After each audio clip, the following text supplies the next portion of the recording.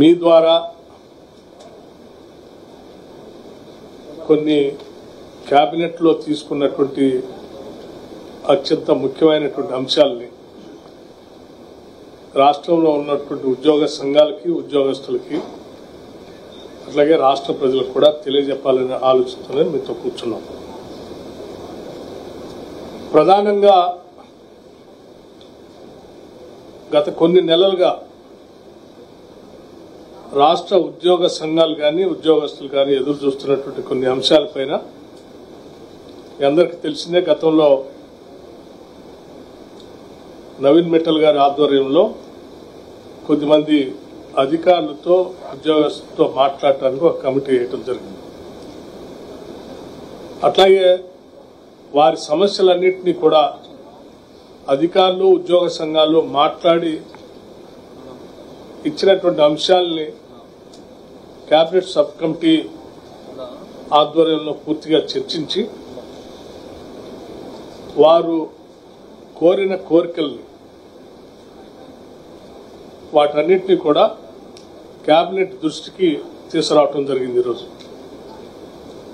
కేబినెట్లో ఉద్యోగస్తులందరూ కూడా మన కుటుంబ సభ్యులు, రాష్ట్ర ప్రభుత్వం తీసుకునేటువంటి అనేక సంక్షేమ పథకాలను కానీ అభివృద్ధి కార్యక్రమాలు కానీ ప్రజలకి చేరవేసేటువంటి సిబ్బంది, ఆ సిబ్బంది యొక్క అవసరాలని యోగక్షేమాలని కూడా తప్పనిసరిగా మనమందరం వారి అవసరాలు తీర్చేటట్టుగా తగు నిర్ణయాలు చేయాలని చెప్పి రాష్ట్ర ముఖ్యమంత్రి శ్రీ రేవంత్ రెడ్డి గారి ఆధ్వర్యంలో ఈరోజు కేబినెట్ సహచరులంతా కూడా లోతుగా చర్చించి ప్రతి అంశాన్ని కొన్ని విధానపరమైన నిర్ణయాలని ప్రకటించాలని తీసుకున్న నిర్ణయాలను మీ ద్వారా తెలియజేస్తా ఉన్నాం. అందులో ప్రధానంగా డిఏ సంబంధించి ఉద్యోగ సంఘాలు ఎదురు చూస్తూ ఉన్నారు. దీనికి సంబంధించి ఆర్థికంగా ఉన్నటువంటి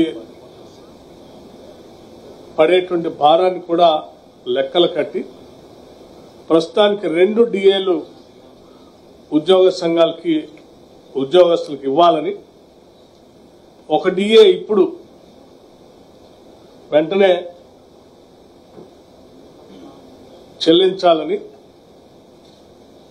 అట్లాగే ఇంకొక డిఏ ఒక 6 నెలల తర్వాత చేపట్టాలని నిర్ణయం చేయడం జరిగింది.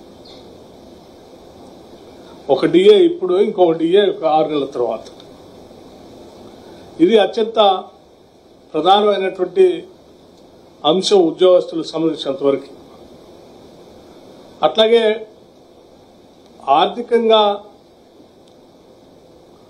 రాష్ట్ర ప్రభుత్వం పైన, ఖజానా పైన పడేటువంటి భారాలు సంబంధించినటువంటి అంశాలు, ప్రధానమైనటువంటి అంశాలు కూడా వారికి ఉపయోగకరంగా ఉండేటట్టుగా కొన్ని నిర్ణయాలు చేయడం జరిగింది. దాంట్లో హెల్త్ కార్డ్స్ సంబంధించి ఒక ప్రధానమైనటువంటి అంశం. హెల్త్ కార్డు సంబంధించి వారు ప్రత్యేకంగా ఉద్యోగస్తులతో కానీ నాతో కానీ మాట్లాడినప్పుడు ప్రతి ఉద్యోగి 500 రూపాయల లెక్క కాంట్రిబ్యూట్ చేస్తూ సంవత్సరానికి వారు పోగేసినటువంటి అమౌంట్కి సమానంగా ఈక్వలెంట్ అమౌంట్ని రాష్ట్ర ప్రభుత్వం నుంచి కూడా కాంట్రిబ్యూట్ చేసి దాన్ని ఒక ట్రస్ట్ రూపేణా ఏర్పాటు చేసి ఆ ట్రస్ట్కి సంబంధించి రాష్ట్ర ప్రభుత్వ ప్రధాన కార్యదర్శి స్థాయితో ట్రస్ట్ చైర్మన్గా, అధికారులకు సంబంధించి కొద్దిమంది, ఉద్యోగాలకు సంబంధించినటువంటి వాళ్ళతో కూడా కొద్దిమంది కలిపి ఒక ట్రస్ట్ని ఏర్పాటు చేసి ఎటువంటి ఆరోగ్యపరమైనటువంటి అంశాలు తలెత్తినా వాళ్ళకి ఈ ట్రస్ట్ ద్వారా వెసులుబాటు కల్పించేటువంటి నిర్ణయాన్ని చేయటం జరిగింది. ఉద్యోగస్తులు కోరిన కోరికని సంపూర్ణంగా అంగీకరించి దీన్ని కేబినెట్ ఆమోదించింది. అలాగే ప్రధానంగా వారసత్వంగా అంటే గత ప్రభుత్వం పెట్టిపోయినటువంటి పెండింగ్ బిల్లులు సంబంధించి కూడా ఉద్యోగస్తులకు సంబంధించినటువంటి పెండింగ్ బిల్స్ ఆ బిల్స్ కూడా ప్రయారిటైజ్ చేసుకొని ప్రతి నెల కనీసం 700 కోట్లు తగ్గకుండా ఆ పెండింగ్ బిల్లులు సంబంధించిన ఉద్యోగస్తులకు సంబంధించిన బిల్లులు బకాయిలు కూడా నెలల వారీగా క్లియర్ చేస్తూ ప్రయారిటైజ్ చేయాలని కూడా నిర్ణయం చేయడం జరిగింది. అలాగే ఇంకా కొన్ని అంశాలు కూడా ఉదాహరణకి 12.5% సంబంధించి ఉద్యోగస్తులు కోటా సెక్రటేరియట్ లో ఉండాలని వారు కోరారు మిగతా ఉద్యోగస్తులకు సంబంధించి దాన్ని కూడా కేబినెట్ ఆమోదించింది. అట్లాగే మెడికల్ ఇన్వాలిడేషన్ కమిటీ కూడా కావాలని అడిగారు డిస్ట్రిక్ట్ లో దాన్ని కూడా ఆమోదించడం జరిగింది. అట్లాగే ఈ ఉద్యోగస్తులు రిటైర్ అయినటువంటి వాళ్ళు మళ్ళీ తిరిగి రిక్రూట్మెంట్ చేయకుండా ఒక నిర్ణయం తీసుకోవాలని చెప్పింది ప్రభుత్వం. దానికి కూడా సానుకూలంగా స్పందించింది.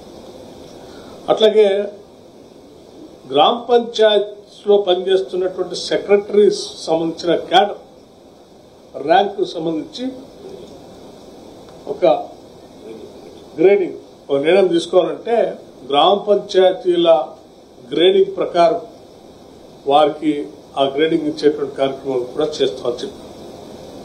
అట్లాగే డిపిసి సంబంధించి కూడా వాళ్ళు ప్రధానంగా వాళ్ళ డిమాండ్ ఉంది.